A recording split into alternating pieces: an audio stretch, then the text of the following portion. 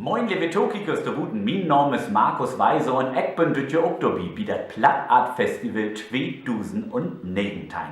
Das ist bei der Platt Art Festival unter dem Motto, wie sind so frei? Aber was heißt das eigentlich für die olden Lü, Freiheit, und was bedeutet das für die jungen Lü, frei zu werden? Für mich bedeutet Freiheit, dass ich alles machen kann, was ich will, und dass ich auch überall hinführen kann, wohin ich will. Dass da keine Grenze ist, die mich abhält, jichtens wohin zu führen.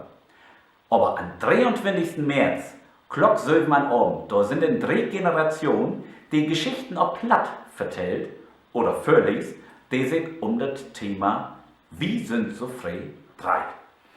In der Buchhandlung Goldenstede in Broke, da ist zum Beispiel Hanna Hados und ich, und wir lesen zusammen die Geschichten. Die Eintritt ist frei. Und so will ich hoffen, dass ihr alle vorbeikommt am 23. März, Glock 7 am Abend in die Buchhandlung Goldenstede in Brock. Also, wir sehen uns. Tschüss. Und nicht vergessen, wir sind so frei.